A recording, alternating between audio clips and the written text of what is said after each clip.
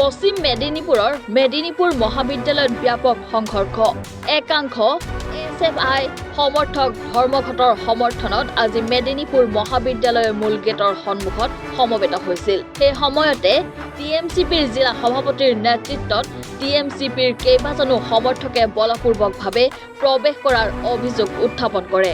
মহাবিদ্যালয়ৰ মূল গেটখন বন্ধ হোৱাক লৈ প্ৰথমে বাক বিতণ্ডা আৰু তাৰ পিছত দুয়োপক্ষৰ মাজত সংঘটিত হয় মুখামুখি সংঘৰ্ষ। এই ঘটনাত দুয়োপক্ষৰ কেইবাজনো লোক আহত হয়।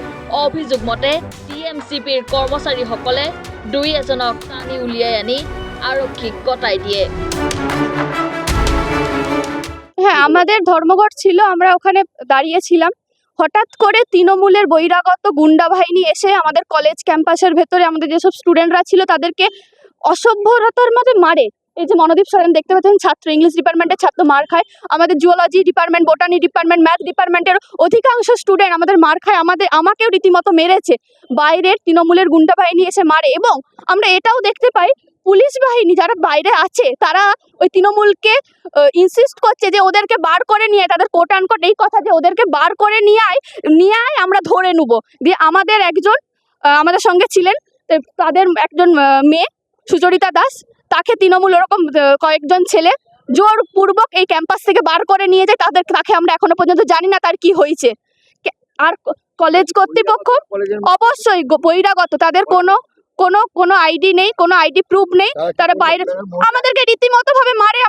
আমাদের কাছে হয়তো ভিডিও আছে, সেগুলো তাদের রীতিমতো ভাবে আমাদেরকে মারে। একজনের মাথা ফেটে গেছে। এই যে আমাদের আরেকজন ছাত্রী আছেন, ছাত্র ছিল, হ্যাঁ, ওরা কেউ ছাত্রী থাকেনি, পুরো একটা ছাত্র বলা যায় না, এদেরকে একটা গুন্ডা বাহিনী এসে আমাদেরকে মারে। মানে মহিলা আপনাদের সমর্থকদের উপরে পুরুষ, শুধু মহিলা নয়, মহিলাদের উপর তো মার খেয়েছি, তার সঙ্গে পুরুষ যারা ছিল তারা আমাদের যারা ছাত্র ছিল তাদেরকেও এসে মারে। কেন এটা হবে? আমরা কলেজের মধ্যে, আমরা কি তাহলে নিরাপদ নয়? কলেজের গার্ডরা কোনো কিছু নেই, টিচিং নন টিচিং স্টাফরা দাঁড়িয়ে নীরব দর্শকের ভূমিকা পালন করছে, বাইরে থেকে পুলিশ প্রশাসন নীরব দর্শকের ভূমিকা পালন করছে, কিন্তু তারা এই কথাটা বলছে যে ওদেরকে বার করে নিয়ে আমরা ধরবো। আমরা এই ঘটনার তীব্রতম নিন্দা জানাই এবং এরপরে আমাদের আন্দোলন আরো সুদীর্ঘ হবে।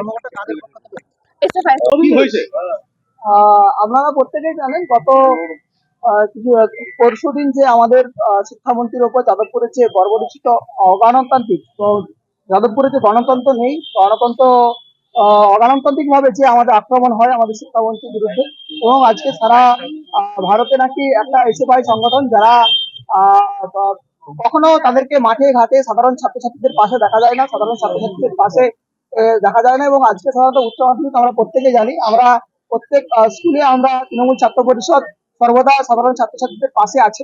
এবং আজকে মেদিনীপুর কলেজের সকালবেলায় ওরা গেট অবরুদ্ধ করেছে, আমরা গেটটা খুলে দিয়েছি এবং গেটটা খুলে যাতে সাধারণ ছাত্রছাত্রী ঢুকে ক্লাস করতে পারে সেই ব্যবস্থাটাই করেছি।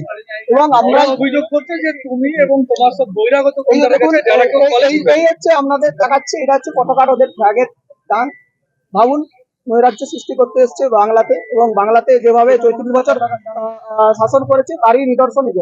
এটা যদি পতাকার ডাং হয় আপনারাই দেখুন। বড় অভিযোগ করছে যে তোমরা সব বহিরাগতরা ক্যাম্পাসের মধ্যে ঢুকে। না, একদম মিথ্যে, বহিরাগত নয়, আমাদের সাধারণ ছাত্রছাত্রী, আমাদের রানিং স্টুডেন্ট। এই দেখুন কিভাবে মেরেছে, দেখুন কিভাবে মেরেছে, বলুন আক্রমণ করেছে। দেখুন আমাদের SFI এর ছেলেরা আছে, মুষ্টিমেয় যারা কোনোদিনও তাদের সাধারণ ছাত্রছাত্রীদের পাশে দেখা যায় না। এই বন ধর্মঘট হলে তাদেরকে আগে দেওয়া হয়, তারাই আজকে মাটি নিয়ে দিয়েছে। বহিরাগত কেউ ছিল আজকে? না, বহিরাগত কেউ থাকেনি, সবাই রানিং স্টুডেন্ট। তো একে মেরেছে বরং আমাদের এই কলেজেরই রানিং স্টুডেন্ট। আমার নাম রবীন্দ্রনাথ ঘোষ, সভাপতি মেদিনীপুর সাংগঠনিক জেলা তৃণমূল ছাত্র পরিষদ। তুমি কি এই কলেজের স্টুডেন্ট? না, আমি এই কলেজে না, আমি জেলা ছাত্রের সভাপতি। এখানে আমি ব্যুরো রিপোর্ট, এনি ভারত 24।